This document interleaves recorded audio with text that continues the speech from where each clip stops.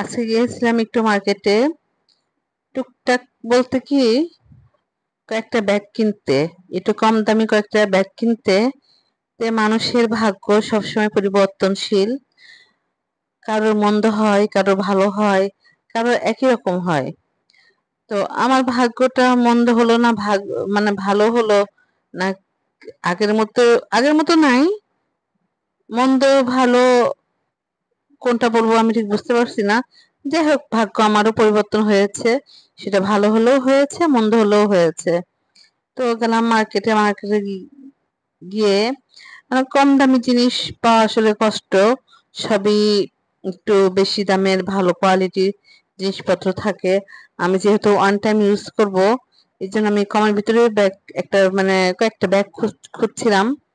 তো তারপরও গেলাম খুঁজতে খুঁজতে, এক সময় ব্যাগের দোকানে, স্বর্ণের দোকান দেখে মনে হলো যে না, একটা গানের কথা মনে পড়ে গেল, যে সোনা দানা চাই না, কি একটা গান আছে এটা মনে পড়ে গেল।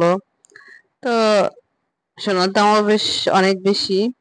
যাক, সেটা নিয়ে এগুলোর প্রতি আমার আগ্রহ কোনো কালেই ছিল না, এখনো নাই। তো অনেক খোঁজাখুঁজি করার পরে একটা ব্যাগের দোকান দেখায় গেলাম। সে ব্যাগের দোকানদার দেখিয়ে দিল যে কম দামি ওয়ান টাইম ইউজ কর দোকানটা কোনখানে।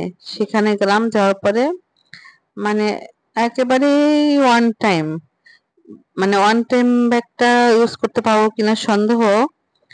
তারপরও নিলাম, মানে এটা অদ্য আমার জায়গা মতো পৌঁছাবে কিনা আমি জানি না, কিন্তু যে ব্যাগগুলো 100 টাকা 120 টাকা করে, সে ব্যাগগুলো আমার 150 টাকা উপরে কিনতে হয়েছে।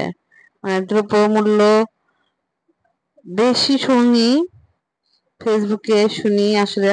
অনেকদিন ধরে আমার বাইরে যাওয়া হয় না, কেনাকাটা হয় না। এমনি খাবার, শাকসবজি, মাছ মাংস দাম বেশি, সেটা ঠিক আছে, বাট মার্কেটের বিষয়টা আমার অভিজ্ঞতা ছিল না। তো ব্যাগ কিনতে গিয়ে ওয়ান টাইম ব্যাগ, সেটা ওয়ান টাইমও ইউজ হবে কিনা সন্দেহ। তারপরও সে ব্যাগগুলো 150 টাকা করে রাখলো। তো আমি চাইছিলাম যে 4টা 5টা ব্যাগ কিনবো, সেখানে দেখি যে দাম, ওই তুলনায় আমি দুটো ব্যাগ কিনলাম। দামাদামি করলাম, মানে তারা দামাদামি বিক্রি, মানে বিষয়টা এরকম যে নিলে নাও, না নিলে নাই, দাম একটাই, মানে এরকম, মানে তাদের বেচা কেনা তো আগ্রহ নাই, হয়তো বা তাদের টাকা পয়সা বা বাংলাদেশ কি বড় লোক হয়ে গেল কিনা, সেটা আমি চিন্তা করতেছি। যে মার্কেটের লোকজন ভালোই আসছে, ভিড় আসছে, সবাই কেনাকাটা করছে। ভাবলাম যে কি ব্যাপার, বাংলাদেশ কি বড় লোক হয়ে গেল, নাকি আমি ভুল শুনি, নাকি আমি পদ্ম ঘরে থাকি, আমার ইয়ে নাই, কোনটা কি আমি বুঝি না।